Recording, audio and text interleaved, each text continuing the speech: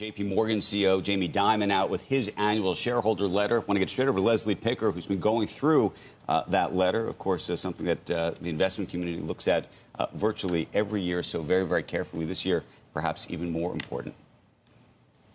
Yeah, and good timing this year, of course, as everyone wants to hear his perspective. He's writing in his 58-page annual letter that the economy is facing, quote, considerable turbulence. He's saying that the short-term effects from tariffs is likely to have inflationary outcomes and, quote, whether or not the menu of tariffs causes a recession remains in question, but it will slow down growth. Señores, Donald Trump se jactó durante meses y años que él era el hombre de la economía, que él sabía exactamente cómo hacer que ésta volviera a ganar, que Estados Unidos volviera a ser grande. En este momento, uno de los hombres más poderosos del Wall Street está básicamente diciéndole, oye Donald, esto que estás haciendo podría llevarnos directo al desastre. Así es amigos, hablamos de Jamie Dimon, el CEO de JPMorgan Chase. Hablamos del banco más grande de Estados Unidos, uno de los banqueros más reconocidos en la industria, el cual acaba de lanzarle una advertencia bastante clara sobre las consecuencias que traerán estos nuevos aranceles. Créanme, señores, no es cualquier crítica, hablamos de una alarma económica con todas las letras. Sean bienvenidos a Políticamente en Desacuerdo. Hoy veremos cómo el director ejecutivo de JPMorgan afirma que los aranceles de Donald Trump van a impulsar la inflación y algo que terminará debilitando a la economía estadounidense mucho más de lo que está. Así que los invito a que se queden hasta el final de este video porque veremos los detalles más interesantes. Pues bueno amigos, para los que no están al tanto, hemos visto a Donald Trump anunciando una serie de aranceles en esta última semana que han sido brutal, pero brutal para el mercado de los Estados Unidos. Para muchos también conocido como un impuesto a los productos importados. Según Donald Trump, esto protegería la economía estadounidense.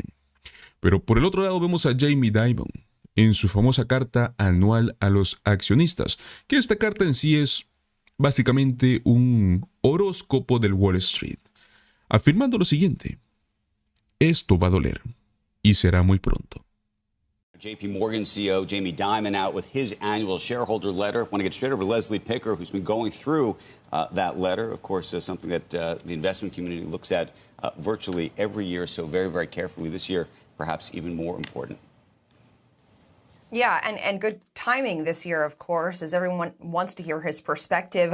He's writing in his 58-page annual letter that the economy is facing, quote, considerable turbulence. He's saying that the short-term effects from tariffs is likely to have inflationary outcomes and, quote, whether or not the menu of tariffs causes a recession remains in question, but it will slow down growth. He reminds readers that stagflation in the 1970s didn't stop the trend of rising rates, noting that even though interest rates have come down recently, this trend could still reverse. Dimon says even with the recent declines, equity valuations are still well above their historical averages. Still on trade, Dimon says, quote, where the United States is treated unfairly, we should demand those agreements be fixed.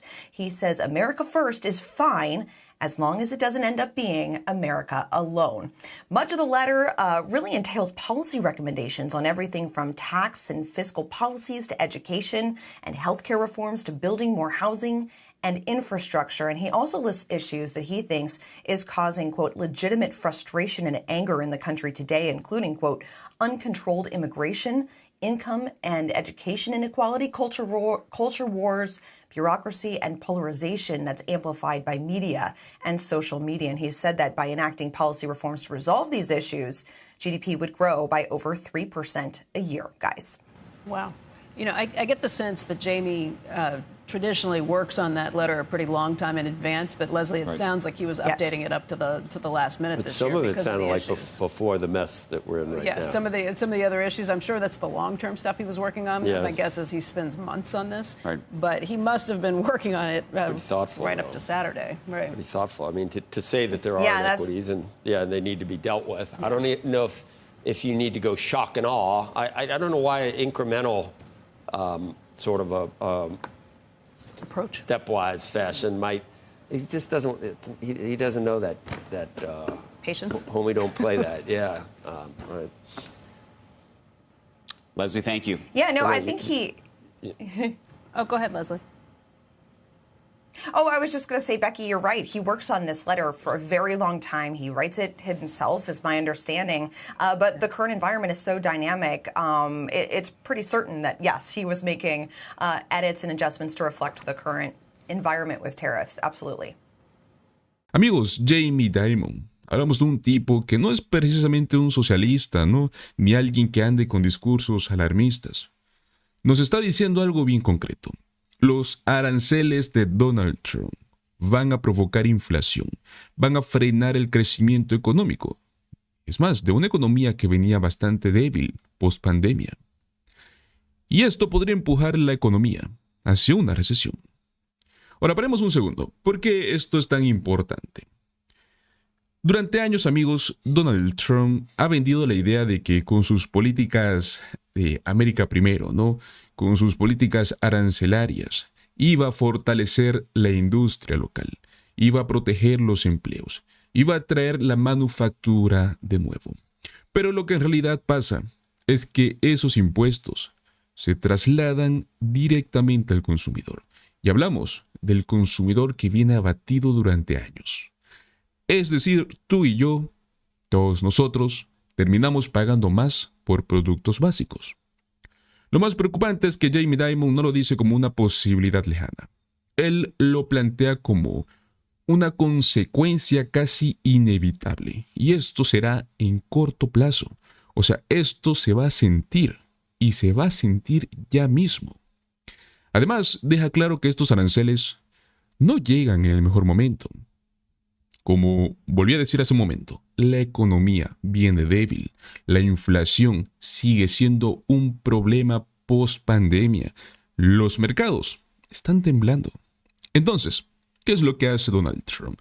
¿Te lanza una política que calme las aguas? No, al contrario, sube las apuestas, genera más incertidumbre, pone en jaque a los mercados globales. Bravo, Donald Trump. Ojo con esto porque también Jamie Dimon dice que el impacto no será solo en los productos importados, sino que también en los precios nacionales. Porque cuando sube el costo de los insumos, las empresas locales también suben sus precios. O sea, es decir, esto no solo afecta a lo que viene de afuera, termina afectando todo. Ahora, claro, hay gente que seguramente va a defender estos aranceles diciendo que son una herramienta para presionar a otros países, para proteger industrias locales, recuperar empleos, que es una estrategia para poder resetear la economía. Y sí, amigos, en teoría suena bien, puede sonar muy bien, pero la realidad es otra. En el pasado, cuando Donald Trump ya impuso aranceles, el efecto fue más daño que beneficio, y fue en un momento en el que la economía estaba en auge, la economía estaba subiendo, que esto fue post-Obama. Subieron los precios, bajaron las exportaciones, no se vieron grandes beneficios duraderos para el trabajador promedio. Como bien dijo Dimon, incluso si hay un efecto positivo a largo plazo, que, como lo dije, es debatible, puede sonar muy bien, el problema es el golpe a corto plazo. Puede ser muy, pero muy fuerte. En una economía que ya está tambaleando. No es una jugada estratégica, es, señores, jugar con fuego. El CEO de Wall Street, que en su momento apoyó algunas ideas económicas de Trump, ahora nos lanza una señal de alarma sobre sus nuevas políticas. ¿Por qué? Porque no se trata de ideología, se trata de la realidad económica. Donald Trump vuelve a usar los aranceles como si fuesen una solución mágica, pero en el fondo son una receta vieja, muy costosa, muy peligrosa, para una economía que ya es frágil. Ahora bien, ¿qué opinan ustedes? ¿Creen que los aranceles realmente ayudan a la economía de Estados Unidos? ¿Estamos en el momento correcto para utilizar esta solución mágica? ¿O estamos viendo otro capítulo del populismo económico trumpista, que al final siempre termina saliendo caro? Los invito a que me dejen sus opiniones en los comentarios mientras pasamos a la siguiente noticia, mis amigos, porque vuelve en escenario Tim Walz, el cual hace público un enorme escándalo sobre Donald Trump. Como dije, amigos, todo se le derrumba a Donald. Su absurda guerra comercial está provocando un verdadero desastre económico. Vemos la bolsa cayendo en picada, vemos el descontento explotando por todas partes, ¿no? Y protestas, no solo contra él, sino también contra su copresidente, no oficial, Elon Musk. Así es, amigos, incluso Musk, que hasta hace poco podría parecer un aliado, ahora le está tirando indirectas por los aranceles. La Casa Blanca parece una pelea constante entre egos, intereses cruzados y puro caos. No les voy a mentir. Es un espectáculo muy interesante de ver, pero muy doloroso al sentir. Pero lo mejor de todo esto es que uno de los demócratas favoritos, que es el gobernador Tim Walz, acaba de destrozar públicamente a Trump en una entrevista con Jake Tapper. Así que vamos a ver exactamente todo lo que dijo, así que pongamos este clip. Yeah, good morning, Jake. Well, I'm stunned. Your questions were spot on. It's very clear that she talked about the people she's listening to. That is not the agricultural community. It is certainly not producers. It's not folks like Cargill, CHS, General Mills, who are out in my district. Look, this is a really precarious time, and the flippant nature that we're just trying something new here is really dangerous. These markets took us years to develop, and we have to be dependable trading partners. They don't come back overnight. And everyone knows in the history of trade wars, agriculture gets hit the hardest. So I'm deeply concerned. It's our number one export. Adding the tariffs, our two biggest export markets are Mexico and Canada. They're our great friends. This is just really, really terrifying. I would encourage, and I'll call the secretary, I'd encourage her to come to Minnesota and see everything that she said is not what's happening on the ground. So look, it's a precarious time. So let me ask you, because another group you're in touch with, the United Auto Workers Union, you have a lot of that. They have supported you for years and years and years. They were excited to have you on the Democratic ticket. President Trump argues that these tariffs are needed to bring American manufacturing back and to help American workers left behind in places like Minnesota. He has support from the UAW. The UAW called his auto tariffs, quote, a long overdue shift away from a harmful economic framework that has devastated the working class. It signals a return to policies that prioritize the workers who build this country rather than the greed of ruthless corporations, unquote. I have to say, that sounds a lot like language you would use. What do you say to the UAW? Yes. It is what I would use. And here's the thing that the Democrats have to figure out. Donald Trump's language around this, he's not wrong that we've had manufacturing gutted. He's not wrong that we saw an outshoring. People of my generation were told, there aren't going to be any manufacturing jobs, so you need to go to college and rack up student loan debt. The problem is Donald Trump's solution to this is not the solution. Now, UAW is right. Certain tariffs, if they're on to steel or if they're targeted correctly, do make a difference. That's not what we're dealing with here. So just last week, 650 taconite miners are laid off. Those taconite miners are mining the taconite to make the steel to build the automobiles. So I don't disagree where they're at, and I think this is the Democratic dilemma. Donald Trump talks about the things that are real in the angst of people's lives. He doesn't do a damn thing about it. In fact, he does just the opposite, and he pals around with the people that caused the problem. And we don't offer them a solution, so it looks like we're not hearing them. So I disagree with Sean Fain and UAW on this issue. I don't disagree with them on that we made decisions over the last 30 to 40 years that I don't think helped America, but this is not the solution to it. Isolating ourselves is not the solution. We need to make sure that we're focusing. And again, I would just end with this, Jake. Donald Trump has not once ever cared about workers. This is why you need to support unions across the board, support the ability to have a living wage. So you're in Ohio right now. You've been holding these town halls in red districts across the country. You're saying Democrats need to do a better job of reaching Trump voters. I want to play something you said at an event in Texas last month. We let them define the issue on immigration. We let them define the issue on DEI, and we let them define what woke is. We got ourselves in this mess because we weren't bold enough to stand up and say, you damn right we're proud of these policies. We're going to put them in, and we're going to execute them. I mean, the issues you identified there were immigration, DEI, and woke.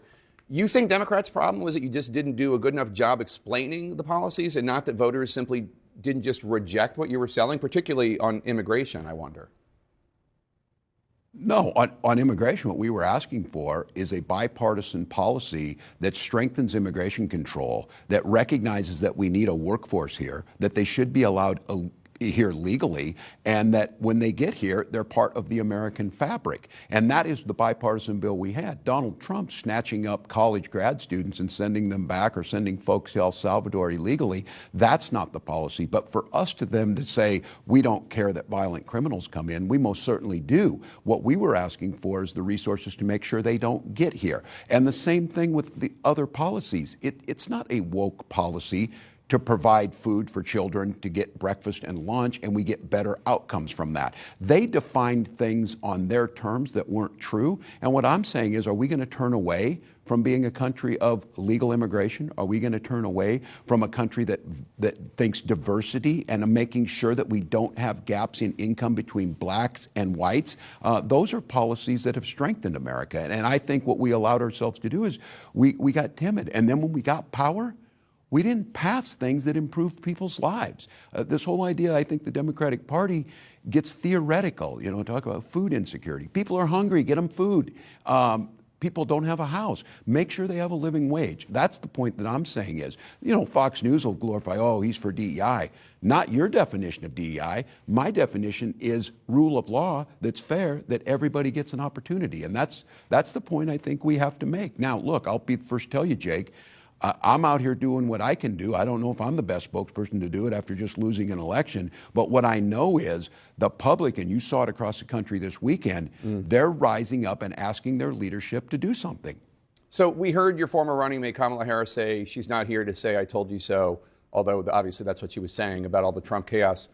We're saying, I have to say though, what does I told you so really mean here? I mean, people heard her message. They did not vote for her. She lost every battleground state. You yourself have criticized the Harris-Walz campaign for being too cautious. She may have told the American people, she may have warned the American people, but she didn't do it compellingly enough to win. That is the absolute point. And look, when I criticize, I'm criticizing myself. I own this. I'm part of the ticket. And somebody has to come up with a strategy. I think this is exactly right. This is the thing. Look, Democrats, it was a good night in Wisconsin. I was over there. We saw that happen. Donald Trump's doing this. Just to be clear, nobody on the Democratic side is celebrating this, and those folks in the street are not celebrating that Donald Trump's making all these errors. I think what the vice president's saying is that was pretty self-evident that he was going to do that. I do think the challenge for Democrats, and this is, I think, a structural problem that's going to take a lot more thinking, why, with all of that out there, did they not think we were any better than that? And they didn't. And I'm very concerned with the folks who stayed home. And these are folks that I'll say once again, Donald Trump has identified their angst. They can't buy a house. They can't afford to get a good education. They're concerned that their economic future is so precarious it could slip out from under them. Less than half of Americans have $1,000 in savings. And I think, why was it not so compelling? It should have been a slam dunk for us to say, we're the party that cares about that. We're the party that's going to protect Social Security and Medicare. We're the party that thinks the ACA is a good start, but we need to do more on health care. And we didn't do that. So I'm concerned. Democrats do well in special elections and off-year elections, but the electorate that comes in presidential election years is different. When I was young, it was easy to know what a Democrat was. They stood with the working class and labor. Republicans were country club and for the rich. Today, you ask people, they don't.